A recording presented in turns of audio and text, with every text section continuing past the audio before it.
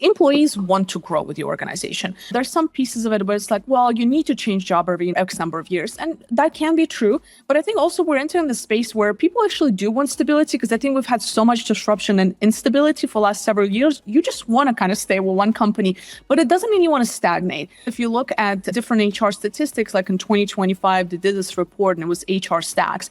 And they were talking about how 76% of employees say they'd actually stay at a company that offers clear career growth. 87% of those same people that did the survey said that they believe that career progression is the key to retention. So I think we need to just understand that career growth, upskilling, learning new skills, staying relevant is just no longer an option. It's just a standard.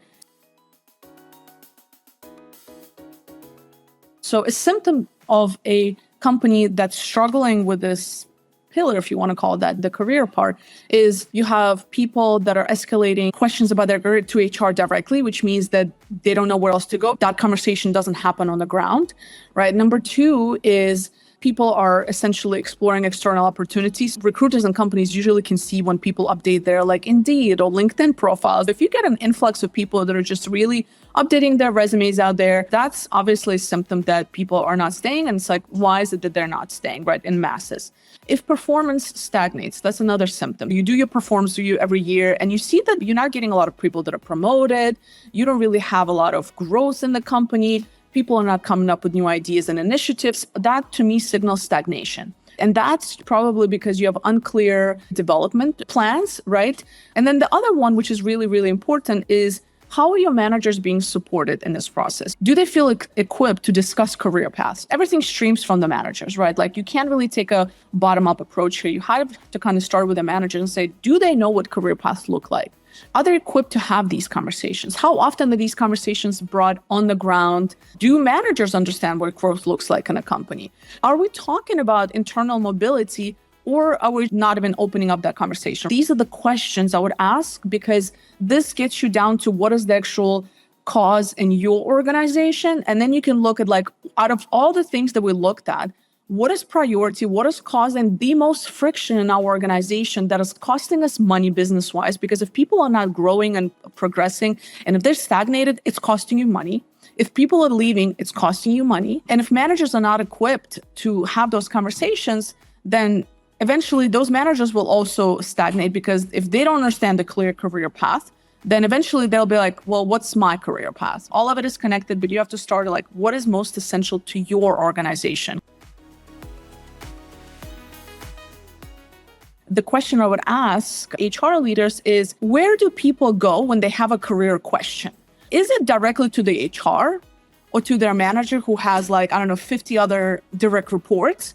Or is there some kind of mentorship internally? For some of the larger companies, they have kind of like a career buddy who is not necessarily your manager, who's not HR, but who's somebody maybe slightly senior to you, and they're your point of contact from day one, who's going to make sure that you onboard effectively, who's going to make sure you have all the resources that you need to be successful in your role. Other companies that are a little bit smaller maybe and have an ability to actually have this ongoing mentorship, have mentorship in place where, again, you assign somebody who's slightly senior to that person, somebody who can offer some guidance and advice. At the same time, somebody that an employee can go to if they have particular questions. Having a process and a system where people can know who to contact for their own career development. I think we need to acknowledge that, yes, people want to progress, right? But then HR people and recruiters come to this conclusions well, we don't really know where the company's headed. There's so much disruption on the business side. We can't really promise career progression.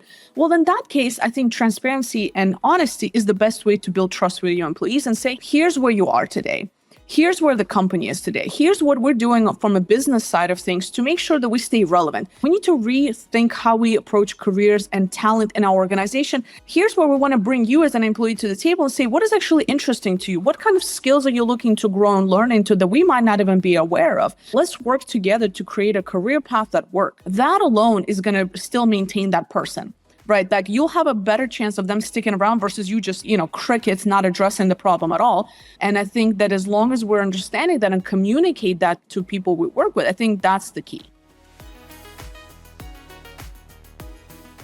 make it a standard for every new manager coming in. A lot of companies kind of miss this part.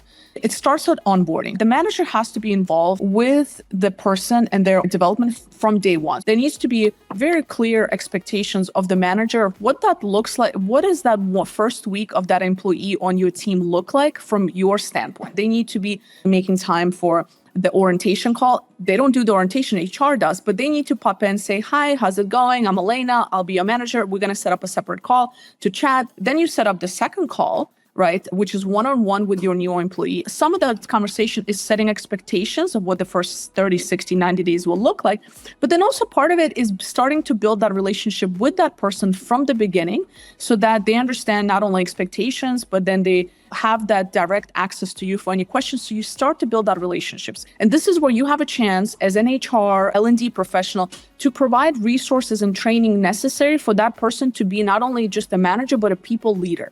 And to set the expectation of this is how we do things at this company, meaning we care about employee development, we care about career progression. When you talk about existing managers, one of the challenges is that we usually try to change something. They've never had to care or had to be doing the development for employees or being involved in the process. All of a sudden, you're putting this new thing in their face, and it can cause a lot of disruption because they're not used to it. The way I approach this here is, number one, it has to be the leadership from that team. If they're a manager, somebody senior above them, not necessarily HR, but somebody from senior leadership to explain why we're doing this. If it comes from leadership, that sounds a little bit different. So you need the buy-in from the leadership as well. Step number two, understanding how can you make this easier for the manager to do what you need them to do? And part of that conversation is helping them understand that if they're able to drive their team performance further, they can then grow. Because a manager cannot grow without their team being able to delegate things to their team. Nobody grows if one person is just doing everything. Then it's called burnout,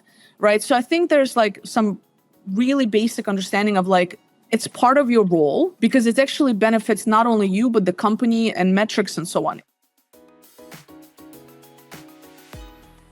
I work with a company and the manager is just super overwhelmed. Everybody's billable. Nobody has time for anything. Part of it could be delegation, time management issue, but a part of it is there's not a system set up for them to create the space to think about the talent development of their team members, right? They're spending so many hours in meetings that they just don't have the space to think, right? So what we've decided to do is for the senior managers to actually create like 15% of the billable hours to allow for some of that breathing room. Once we're able to create that space for them and also keep them accountable to keep that space, because that was a big issue in the beginning, is that they would just still fill that space because they're just so used to doing and executing that they don't know how to have the space and use it effectively to think and to strategize. So at first we started doing group sessions where we use that time to think collectively from the senior manager's perspective about the teams and talent challenges in the organization. We're forcing them to create the space because they weren't doing it on their own. Another thing is we recognized that many of them just didn't really know what that thinking process was going to look like because a lot of the managers, I think statistical, like